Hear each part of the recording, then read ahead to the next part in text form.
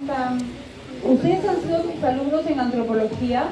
Sí. Ah, ok. Ustedes ya saben que me gustan los chicos súper estudiosos, súper responsables y que me encanta poner 20 también.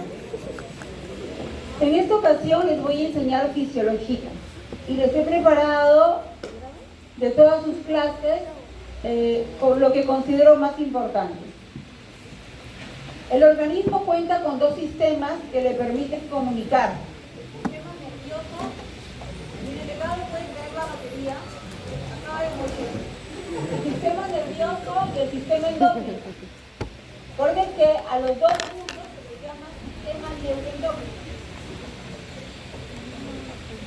El sistema nervioso controla actividades más o menos rápidas, mientras que el endocrino es un poco más lento. Las principales glándulas se dividen en mayores y menores.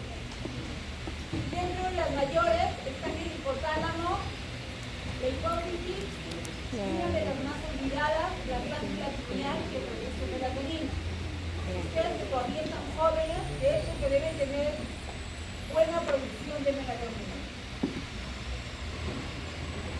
Allí están las glándulas mayores y todas las demás por descarte son las menores. Páncreas, las tiroides, las gonadas, los testículos y los ovarios son las menores. Allí está la glándula pineal que produce la melatonina. Su principal estímulo es la oscuridad. El núcleo supraquiasmático, al no recibir luz, envía señales a la glándula pineal para que ésta produzca la melatonina.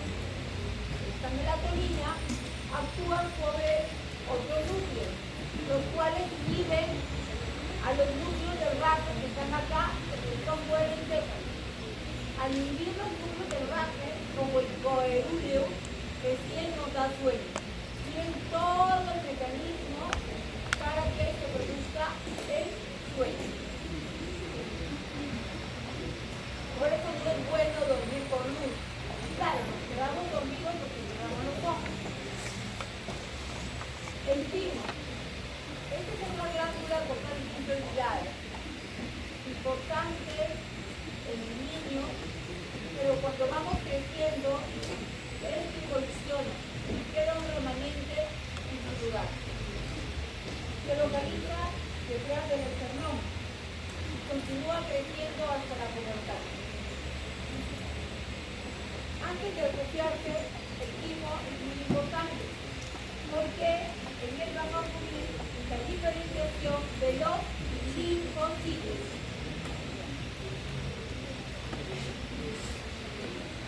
¿Quién acuñó el término hormona? También se le puede llamar como incretas o impresiones. Pero el término hormona fue acuñado por Stanley. Él quería referirse con este término a excitantes. Las hormonas son sustancias que permiten la comunicación entre las células y pueden estar adyacentes a una comunicación paracrina o autocrina o endócrina a larga distancia. Las hormonas son producidas por glándulas propiamente dichas o por un conjunto de células que tienen propiedades de producir hormonas. Por ejemplo, el tubo digestivo puede producir hormonas sin ser una glándula propiamente dicha. El concepto de secreción interna lo acuñó o apareció con los trabajos de Claude Bernard. Allí pueden ver a Takamine.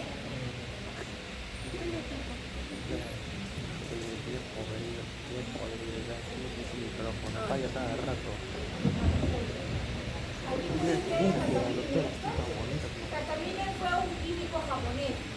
Yo los pongo para que sean médicos juntos.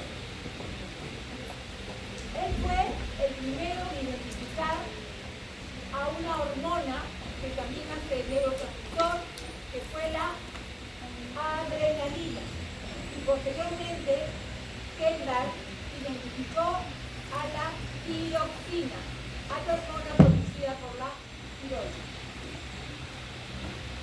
Las hormonas tienen 5 efectos: estimulante, como la prolactina; inhibitorio, como la somatostatina, que inhibe la producción de la hormona de crecimiento e inhibe la secreción de todos los jugos gástricos que tenemos en el tubo digestivo. Efecto antagonista, como la insulina con el glucagón. Mientras que la insulina se encarga de guardar glucosa, el glucagón se encarga de sacarla. Efecto sinergista, hormona de crecimiento y TSH. La hormona de crecimiento y las hormonas tiroideas tienen receptores en todas nuestras células. Por eso, cuando hay un problema de hipo o hipertiroidismo, el niño no crece. Efecto trófico o trófico. Gracias. Y un efecto trófico o trópico lo dan las gonadotrofinas, FSH y LH. Estos son los 5 efectos de las hormonas: estimulante, inhibitorio, antagonista, sinergista y trófico. ¿Cómo se comunican? Puede ser una célula al costado de la otra. El ejemplo típico es el páncreas. Los islotes de Langerhans tienen las células beta, alfa y delta, y esa es la comunicación entre ellas, están juntas. Puede ser autócrina, como la glándula tiroides, que tiene receptores para sus propias hormonas, o la comunicación endócrina, que es a larga distancia. Por ejemplo, mi hipotálamo produce TRH, mi hipófisis TSH y mi glándula tiroides T3 y T4. Esa es una comunicación endócrina a larga distancia. Las hormonas se clasifican de 2 maneras. Bueno, realmente de 4, pero ahorita les voy a hablar de las 2 primeras para que vean qué fácil es diferenciarlas. Tenemos las hormonas no esteroideas y esteroideas. Las no esteroideas son derivadas de aminoácidos. Por ejemplo, se les puede decir peptídicas o derivadas de aminoácidos, así como lo están escuchando. ¿Dónde se encuentra el receptor de estas hormonas no esteroideas? Se encuentra en la parte externa de la célula. Allí se encuentra su receptor. El receptor tiene en la parte interna un sitio que inicia la cascada de reacciones. La hormona, por ejemplo, la TSH, que desciende de la hipófisis, tiene su receptor en la glándula tiroides. El primer mensajero sería la hormona.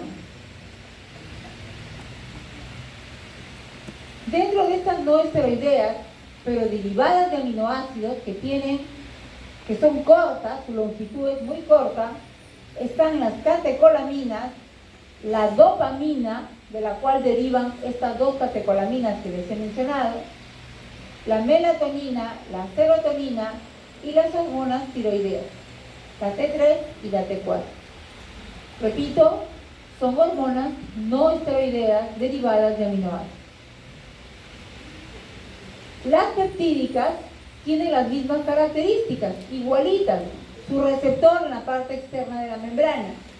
Aquí la diferencia es la longitud de la cadena. Al igual que las derivadas de aminoácidos, son rápidamente degradadas, tienen un tiempo de vida media muy corto, menor a 15 minutos. Una vez que el receptor se aloja en el exterior de la membrana, van a suceder una serie de reacciones y se van a producir por dentro los segundos mensajeros, que son el AMP cíclico, el calcio, el inositol trifosfato y el diacilglicerol. Aquí para que conozcan a las hormonas peptídicas, también son no esteroideas, al igual que los derivados de aminoácidos, pero para recordarlas, son prácticamente todas las hormonas. Para que no tengan pierde, recuerden a los factores liberadores del hipotálamo y a todas las hormonas que se producen en la hipófisis anterior.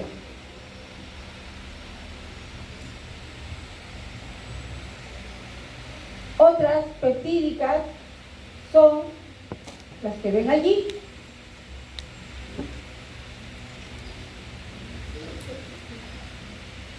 La gran mayoría de hormonas son peptídicas o no derivadas o no esteroideas. También dentro de las peptídicas están las producidas por el páncreas,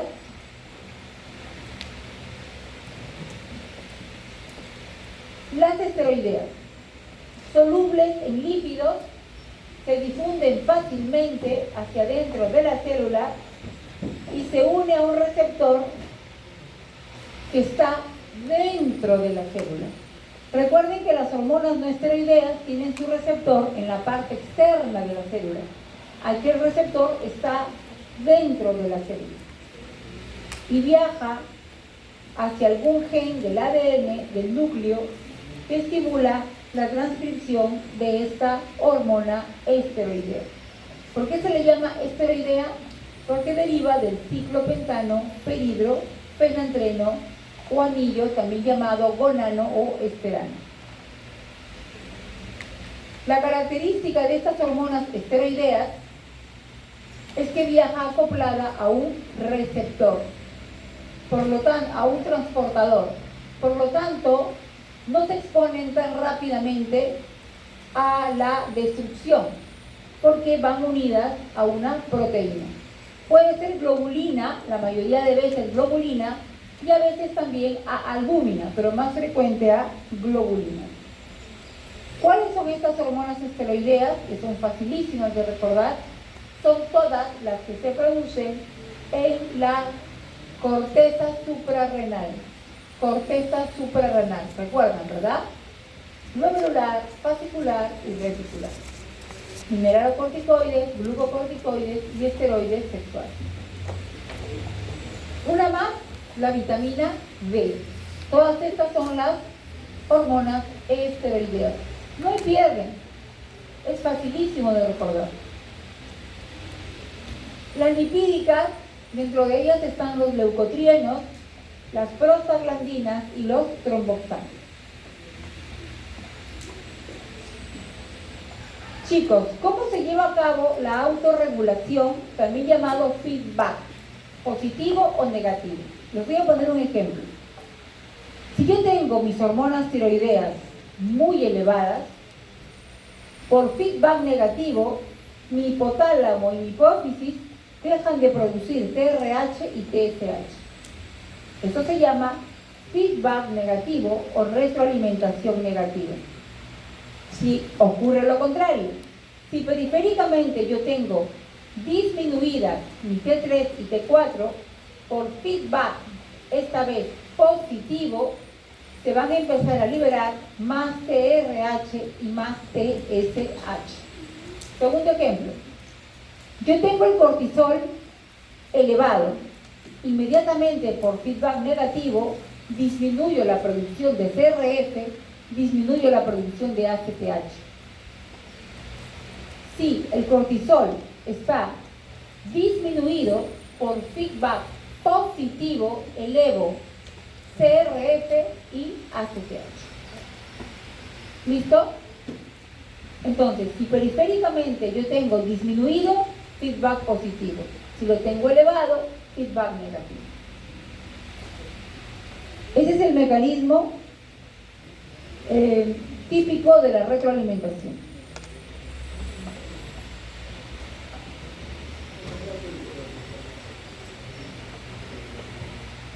La tasa de síntesis y secreción de las hormonas también me permiten o también forma parte de la regulación de la producción de una hormona. La concentración plasmática de las hormonas es muy reducida. Esas pequeñas concentraciones son suficientes para que ejerza su acción. La tasa de eliminación de la hormona es el segundo mecanismo de control.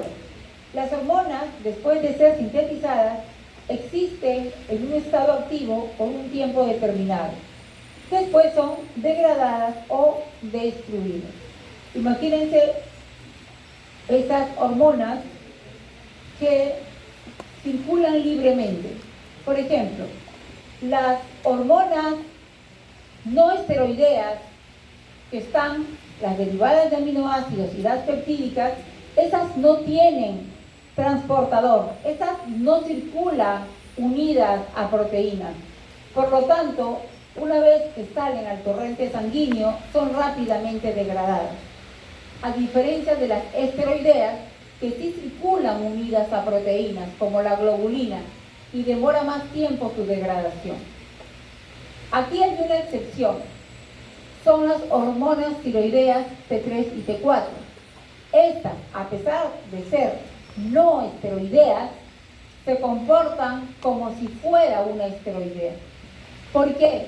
Porque circulan en la sangre unidas a un transportador, en este caso a una globulina. ¿Listo? Entonces, dentro de las no esteroideas, que todas las no esteroideas se van de frente a la sangre, estas hormonas tiroideas T3 y T4 son la excepción, porque circulan por la sangre unidas a su transportador, unidas a su proteína. ¿Listo, chicos?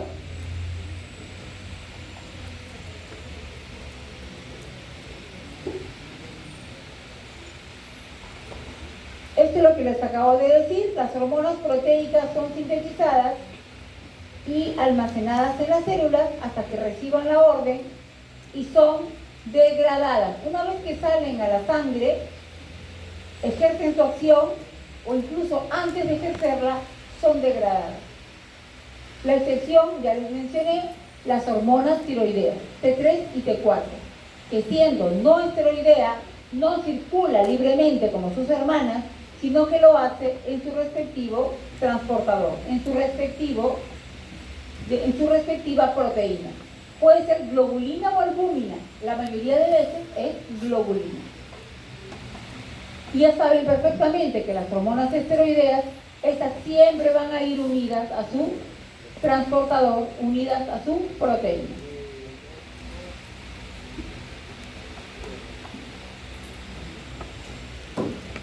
Bien, chicos, ¿qué produce el hipotálamo? Produce los factores liberadores. ¿Quién produce los factores liberadores? Unas hormonas llamadas células neurosecretoras. Son células especializadas, estas neuronas, que sin ser el hipotálamo una glándula, van a producir estos factores liberadores. ¿En dónde? En un área llamada tuber cinereum. Estos factores liberadores van a actuar sobre la hipófisis anterior, porque ahí hay receptores específicos para cada factor liberador. ¿Cómo se llama el factor liberador de la TSH? CRH o CRF. Factor release, en inglés, liberador de corticotrofina. Receptor en la hipófisis anterior que va a liberar ACTH. Esta a su vez tiene receptores en la corteza suprarrenal y esta corteza en su capa fascicular va a producir cortisol. ¿Listo? Y así, cada factor liberador del hipotálamo va a tener su receptor específico en la hipófisis anterior. Y esta va a secretar la hormona que le corresponde. La hipófisis también produce sus dos únicas hormonas, oxitocina y vasopresina, que se van a almacenar en la hipófisis posterior o neurohipófisis. Se van a almacenar, porque la hipófisis posterior no produce absolutamente nada. La hipófisis anterior es la que produce. El hipotálamo también tiene los factores inhibidores. Así como existen los factores liberadores, pues también tiene los factores inhibidores. Uno que inhibe la secreción de la hormona de crecimiento y el otro que inhibe la producción de prolactina.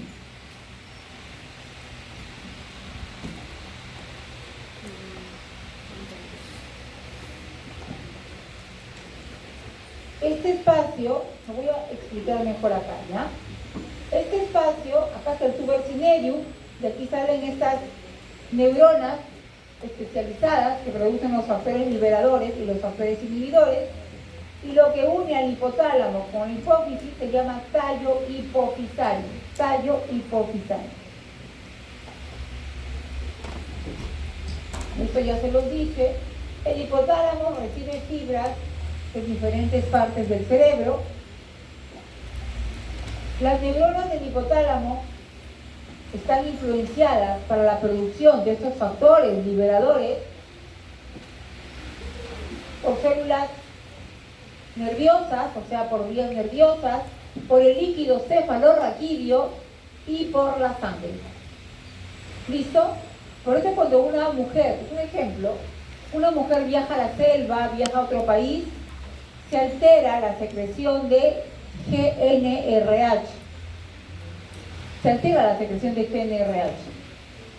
Y por lo tanto se altera la producción en la hipófisis de las gonadotrofinas, FSH y LH. Y la mujer, en lugar de reglar el 20 de cada mes, puede adelantarse a la menstruación y reglar el 15, el 14, se puede adelantar hasta una semana. Por lo tanto, también se adelanta la ovulación.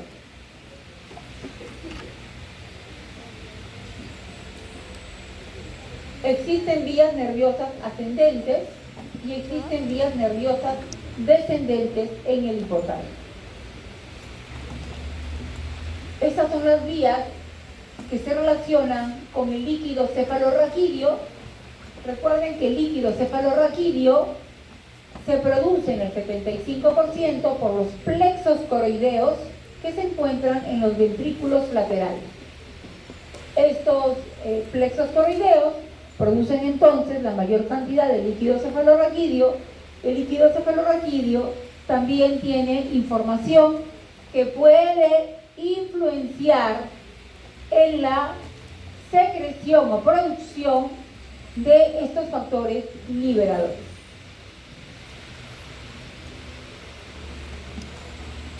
Por ejemplo, se ha demostrado que el aumento de sodio en el tercer ventrículo es transmitido por los tanicitos. Estos son los tanicitos que ven allí. No sé si les han enseñado acerca de la glía. La glía, neuronas, glía, ¿les han enseñado? Ok, la glía es el tejido de sostén que mantiene viva las neuronas. Los oligodendrocitos, astrocitos, microgliocitos, pero también están las células ependimarias o ependimocitos, que son los que recubren las cavidades y el conducto central del epéndimo. Y este epéndimo, formado por los ependimocitos o células ependimarias, producen líquido cefalorraquídeo. Y estos ependimocitos se transforman en los ventrículos laterales, en los plexos coroideos, que producen el 75% del líquido cefalorraquídeo. Pero existe un tipo de ependimocito que son los tanicitos, que son los que van a captar los cambios que acontecen en el líquido cefalorraquídeo y van a influenciar para la liberación de estos factores liberadores. Ahí en verde pueden ver a los tanicitos.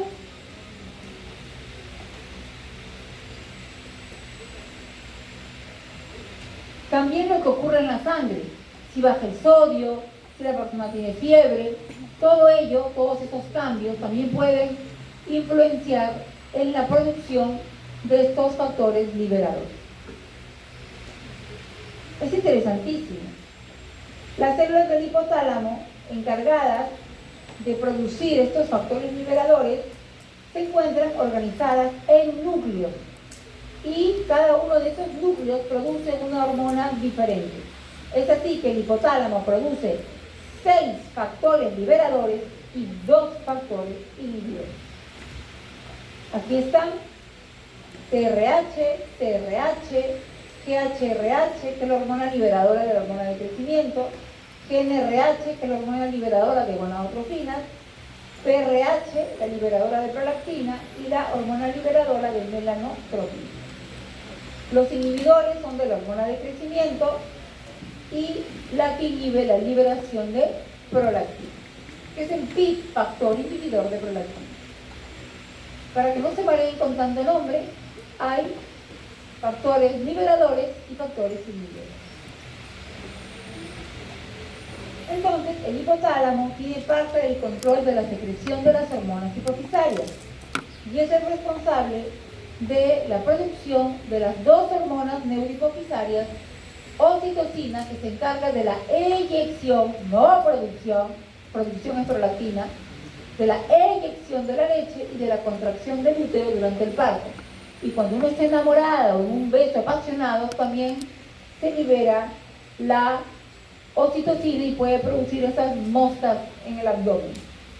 Y la vasopresina o ADH, que nos ayuda a contraer las arteriolas y aumentar la presión arterial. Esto ya se los expliqué, feedback positivo, feedback negativo. A ver, un voluntario que me diga, que me dé un ejemplo, por favor, de feedback positivo. A ver, un voluntario. Ay, pero no levanten todos la mano, uno nomás.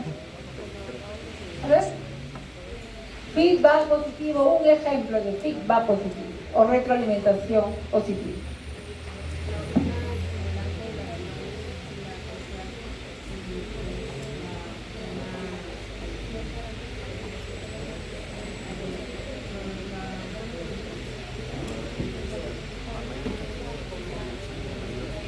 ¿Cómo sería el mecanismo de feedback positivo?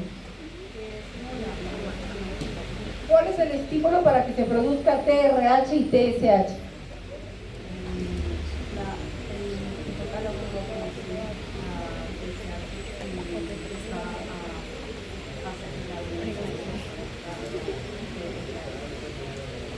A ver, cada señorita. Con T3 y T4 disminuido, ahí es donde se va a producir más TRH y TSH, feedback positivo. Entonces, si periféricamente las hormonas del órgano blanco están disminuidas como T3 y T4, acuérdense lo opuesto. Si está disminuido, tiene que aumentar. Feedback positivo o retroalimentación positiva. Y se va a liberar TRH y TSH. Eso es feedback positivo. A ver un ejemplo de feedback negativo. ¿Quién me da un ejemplo de feedback negativo? A ver, acá hay un voluntario. Ejemplo de feedback negativo. Bueno, cuando los niveles de TRH y TSH están No. Olvídense de la TRH y TSH. Empiecen siempre por la hormona periférica. Si T3 y T4 están que arriba, va a producirse inhibición. Acuérdate que es lo opuesto. El proceso de inhibición, lo que va a hacer es que disminuyen los niveles de TRH y TSH. ¿Por qué? Porque está elevado, por feedback negativo se tiene que disminuir. Ya, ¿qué está elevado? T3 y T4. Ya, muy bien. Si se eleva T3 y T4, periféricamente, esto es señal suficiente para inhibir la producción de TRH y TSH. ¿Quién produce TRH?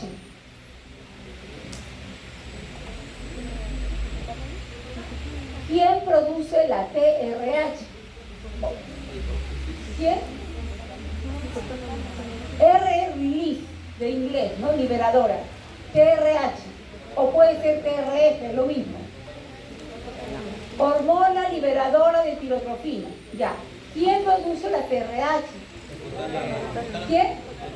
El hipotálamo. ¿Qué tipo de células? Estas células que son neuronas, ¿cómo se les conoce? Células neurosecretoras. Se encuentran a nivel del tubo cinerium y producen estos factores liberadores. Estos factores liberadores, ¿dónde tienen sus receptores?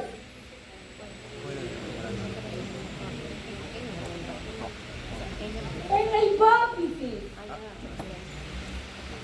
En la hipófisis anterior, para que en el ejemplo que estamos hablando se libere TSH, la hormona tiroestimulante. ¿Y dónde tiene receptores la TSH? ¿En dónde? ¿Dónde están los receptores de la TSH? A ver. En la tiroides, en la glándula tiroides. Y finalmente la glándula tiroides va a producir T4 y T3. ¿Dónde están los receptores de T4 y T3? Te lo dije hace un rato.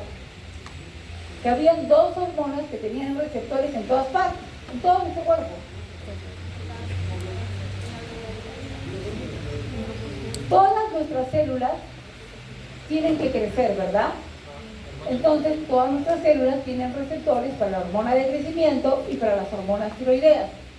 Cuando yo digo hormonas tiroideas, no es la TRH, no es la TSH, porque ninguna de las dos produce hormonas en la tiroides. La tiroides produce T3 y T4. Estas son las hormonas tiroideas. ¿Sí? Y estas tienen receptores en todas nuestras células, porque tenemos que crecer, si no, ¿cómo crecemos?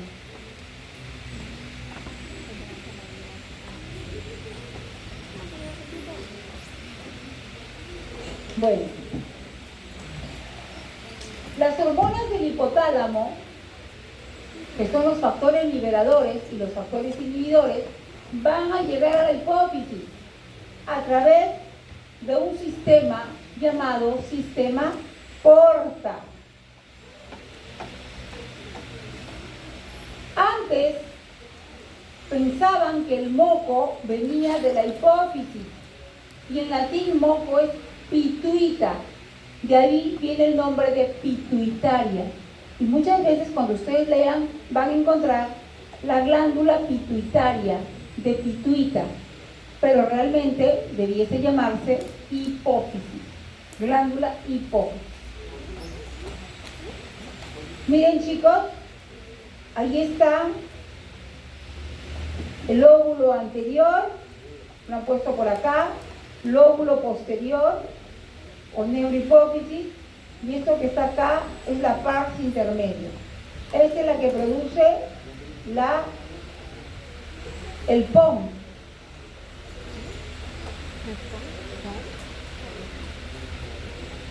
La hipófisis tiene 1, 2, 3, 4, 5, tiene 6 hormonas que se producen en la hipófisis.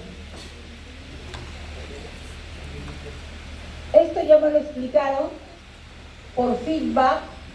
Existe un feedback corto entre el hipotálamo y la hipófisis también, entre el hipotálamo y la hipófisis.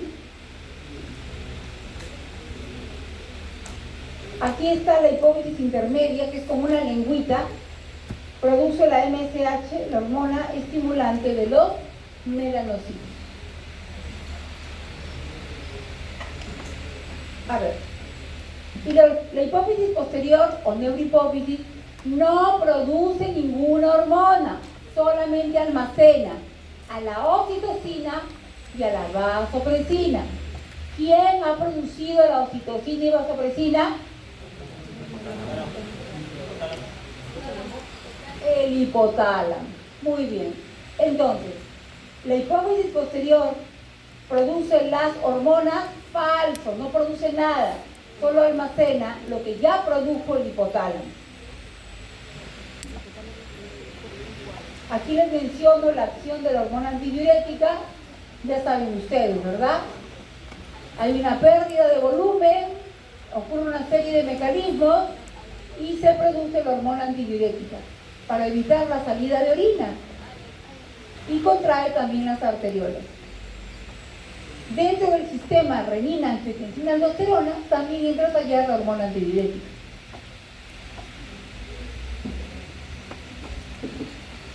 La oxitocina, ya les mencioné, se encarga de la eyección de la leche y contracción del útero.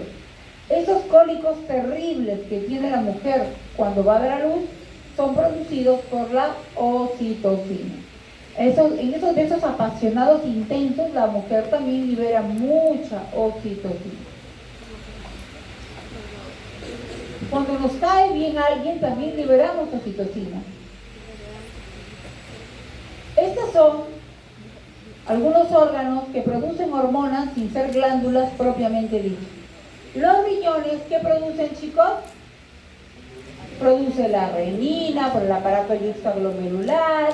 El riñón produce la eritropoyetina, que sirve para formar los glóbulos rojos. El tracto gastrointestinal produce muchas hormonas, muchísimas. Miren, acá les pongo un resumen. La renina que produce el riñón, la eritropoyetina. En el riñón también se produce la vitamina D activa, acuérdense. La vitamina D activa, que permite la absorción de calcio a nivel intestinal. Y aquí lo único que les tomaría para el examen son las incretinas, la GLP-1, que son muchas, que actúan sobre el páncreas para que libere insulina. El corazón también produce el péptido natriótico atrial, el tejido adiposo, la leptina, el cerebro, el neuropéptido I. Cuando tenemos mucha hambre, tenemos mucho neuropéptido I. Ay, qué hambre tengo, para que se acuerden. Ay, qué gran cantidad de neuropéptido I tengo en este momento. Soy inundada de neuropéptido I, tienen hambre.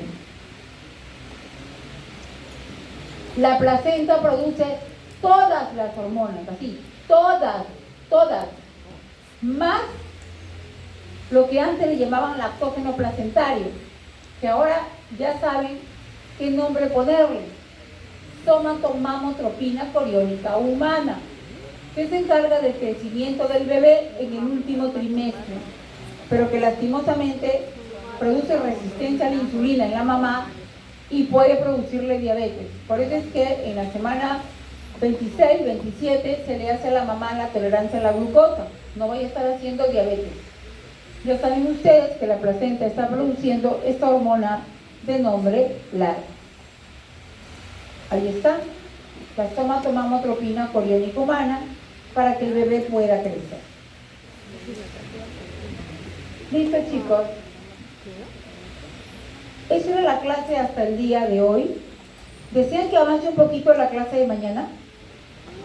¿Mañana? Acá me quedo, ya. Entonces, les voy a hacer 1, 2, 3, 4, 5 preguntas a cada columna. ¿Se pueden colocar acá, chicos, para que sean las notas para ustedes también?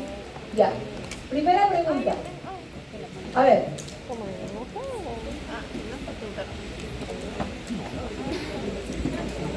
Si yo tengo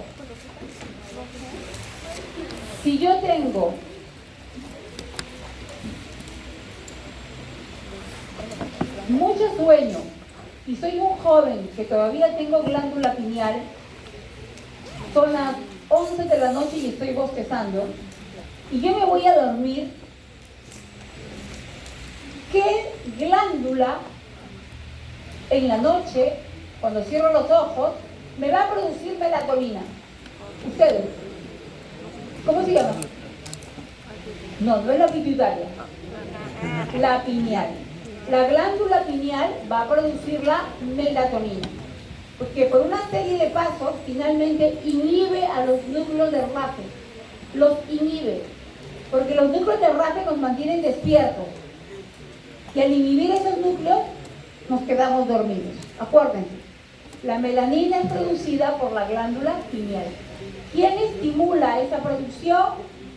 La oscuridad, porque está inhibiendo a un núcleo llamado, bueno, lo activa a un núcleo llamado supraquiasmático. Al activar ese núcleo, este a su vez sobre la pineal para que produzca melatonina. Ya. Siguiente pregunta. Cuando somos niños, tenemos una glándula donde se va a producir la diferenciación de los linfocitos. ¿Cómo se llama? El timo. ¿Qué sucede con el timo cuando tenemos 30 años? Involuciona y queda un remanente graso. Muy bien. El timo es bien grande, bien grande. Cuando vayan a los hospitales, si quieren de curiosas pueden mirar en el Google cómo luce el timo en un niño. Es bien grande. Incluso se pueden formar tumores, timomas. Muy bien. Siguiente pregunta. El hipotálamo y la hipófisis se comunican. ¿A través de qué se comunican? ¿Cómo se llama la estructura, primera estructura, que comunica el hipotálamo con la hipófisis? ¿Cómo se llama? Tallo hipofisario. Muy bien. Este tallo hipofisario contiene unos capilares que van a formar, ¿qué cosa? Incluso tiene plexo capilar primario, plexo capilar secundario. ¿Pero qué forman? ¿Cómo se llama este sistema? Empieza con P. Sistema porta. ¿Ok? La estructura física es el tallo hipofisario. Pero para que baje la sangre y lleve los factores liberadores a la hipófisis anterior, necesitamos de vasos. Entonces se forma el sistema porta. Las células neurosecretoras especializadas, ¿en qué parte del hipotálamo se encuentran? Empieza con T y su apellido con C.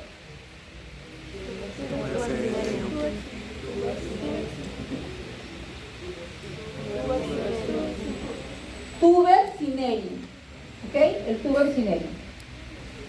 Muy bien.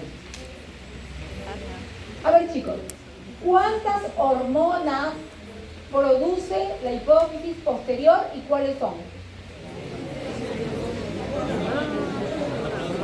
Muy bien, ninguna. La hipófisis posterior no produce hormonas. No se olviden para el examen. Así es. La posterior es la neurohipófisis. Y la anterior, ¿cómo se llama? Adenohipófisis. ¿Por qué se le conoce como pituitaria? ¿Quién me dice? Muy bien, sí, es cierto, por el moco. En latín moco es pituita. Y antes pensaban que el moco venía de la hipófisis. Por eso se le conocía como pituitaria. Muy bien. ¿Cuáles son los dos factores inhibidores que se producen en el hipotálamo? Muy bien, inhibidor de la prolactina y el otro inhibe ¿qué cosa? La hormona de crecimiento. No importa que no se acuerden exactito las siglas, porque yo en el examen les voy a poner completo para que lean en español. ¿Ok? Ya. A ver, última pregunta para esta columna. Si yo soy hipertiroidea, tengo grandes cantidades de T3 y T4 circulando, pero grandes cantidades. ¿Cómo encontraría mi TSH? No tengan miedo, ¿cómo lo encontraría?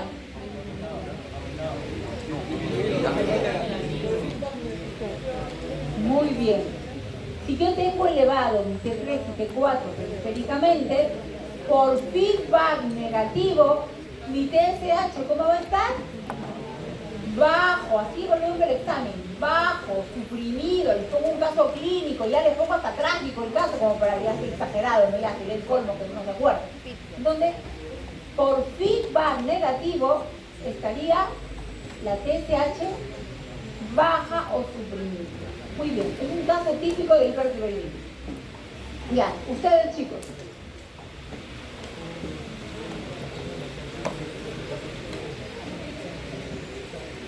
Ok.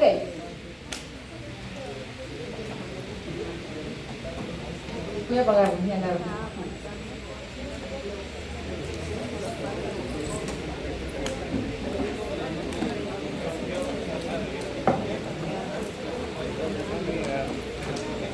A ver, siguiente caso.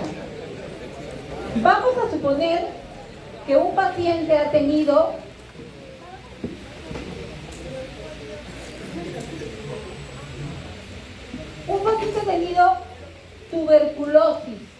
tuberculosis de la suprarrenal. Recuerden que la tuberculosis destruye todo, corteza y médula. Entonces, el paciente está presentando una insuficiencia suprarrenal y el cortisol lo tiene bajísimo, pero así, en el suelo. ¿Cómo encontrarían su ACTH? Aumentado. ¿Por qué mecanismo? Muy bien, feedback positivo. Todo lo que está abajo, arriba no tengan miedo, positivo, va a estar elevado. Muy bien. A ver, si yo tengo un paciente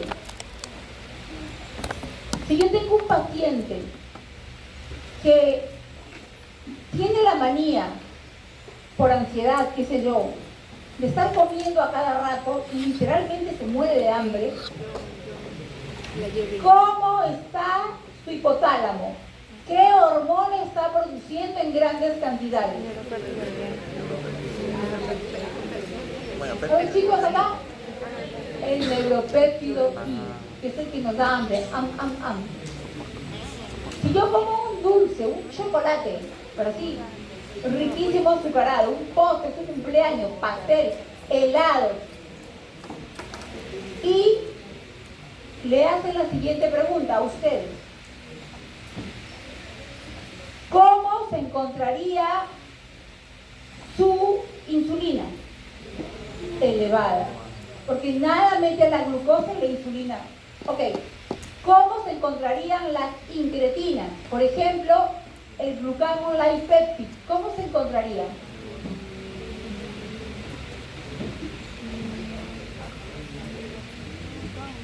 ¿Por qué la insulina se liberó? ¿Por qué se liberó la insulina? Por la presencia de glucosa, ¿verdad?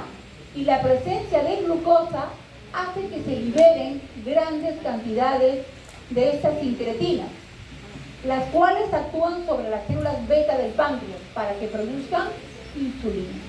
Y cuando yo como mucho dulce y soy joven como ustedes, mi páncreas va a producir insulina por acción de estas incretinas. ¿Listo? Muy bien. Última pregunta para esta columna y luego una pregunta comodín para todos. Yo soy una mujer apasionada. De repente el chico que me gusta me da un beso que casi me desmayo. ¿Qué hormona he liberado en ese momento? La oxitocina. Estoy a punto de dar a luz. Me dan unos cólicos que siento que me muero. ¿Qué hormona estoy liberando? La oxitocina. Tuve un accidente con mi bicicleta. Estoy que sangro profusamente. Y yo tengo que parar ese sangrado. Mi cuerpo me está ayudando. De todas las hormonas que les he dicho, mezclen adenipófisis, neurohipófisis, mezclen todas. ¿Cuál se está liberando para ayudar a parar el sangrado?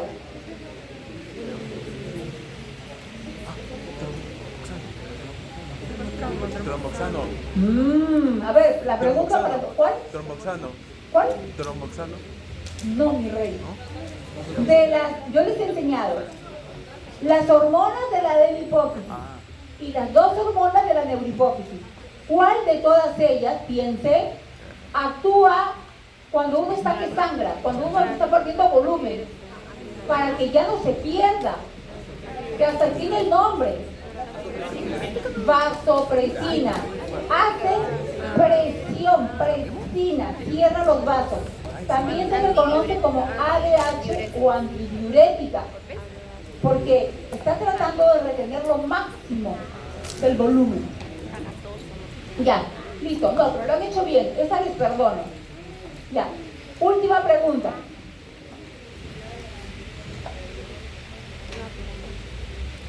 Si yo estoy pretendiendo hacer crecer a mi hijo, porque es pequeñito, yo lo llevo al médico, al endocrinólogo pediatra. A ver, esto es para que piensen, ¿ah? ¿Qué hormonas creen ustedes que el pediatra debe pedirle a ese niño? Muy bien. Sus hormonas tiroideas. ¿Y qué otra? ¿Su? Hormona de crecimiento. ¿Cuál? Crecimiento. ¿Más fuerte? No, las hormonas hipotalámicas son varias. ¿Cuál? Si es un niño que no crece, ya pidieron las hormonas tiroideas. ¿Qué más? La hormona de crecimiento. ¿Listo? Ok. Entonces, el médico demuestra que ese niño está hipotiroideo. Y le da como tratamiento la T4. Le da la levotiroxina, que se vende como T4. Nombre comercial conocido es el Eutiro.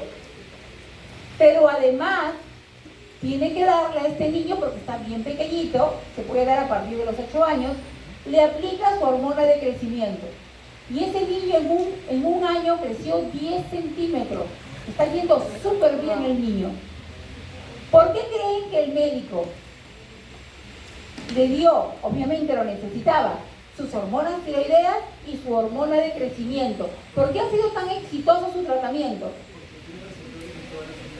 Muy bien, porque todas nuestras células tienen receptores para estas hormonas tiroideas y para la hormona de crecimiento. Finalmente, esto sí ya es mi aporte.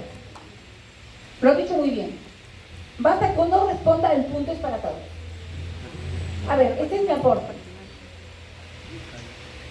Si ustedes tienen un niño que no está creciendo, vamos a suponer que tiene 10 años, le piden hormona de crecimiento, basal y post ejercicio, lo hacen correr al niño porque se eleva normalmente, o le dan clonidina, un agonista que va a liberar, le va a ayudar a liberar su propia hormona de crecimiento, y le dosan todo esto al niño, y le piden su edad ósea de la manito izquierda. Si el niño tiene 10 años y su edad ósea le sale 10 años, les va a ir súper bien con el tratamiento. Si el niño tiene 10 años y le sale que tiene 8 años, le va a ir perfecto con el tratamiento. Pero si el niño tiene 10 años y le sale que tiene 12 años, tengan paciencia.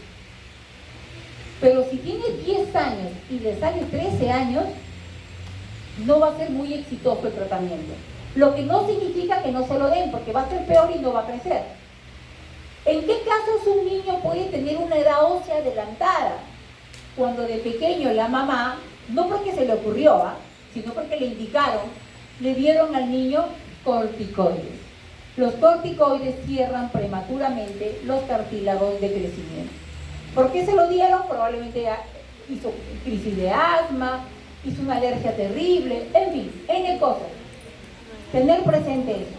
Y finalmente, para terminar la clase de hoy, cuando examinen a un niño a partir de los 10 años, siempre examinen los testículos y a las niñitas, las mamas, el botón mamario. Obviamente y de preferencia, seamos hombres y mujeres, con la presencia de la mamá, de un adulto, un familiar. Los testículos y las mamas me van a dar el estadio Tanner. Esto es muy importante para que ustedes puedan decidir en su tratamiento. El estadio Tanner. Niños, el volumen testicular es muy fácil. Y luego el botón mamario. Si la niña ya empieza con botón mamario, o sea, si la niña ya tiene botón mamario, sumen unos 3 a 4 años y la niña le va a venir la regla. Yo les digo esto porque por el estrés, por el COVID, recuerden que el estrés acelera la maduración sexual. Hemos tenido niños de 7 años con regla. Felizmente en Perú hay tratamiento. Lo que yo más uso es la triptorelina, una ampolla mensual hasta que la niña cumpla 12 años. Justamente vi ayer una de mis pacientes, está súper alta. Empezó hace 3 años con 1,20 m de estatura y ahora está en 1,58 m la niña. Y tiene 11 años, está yendo muy bien. Gracias, chicos, nos vemos pasado mañana.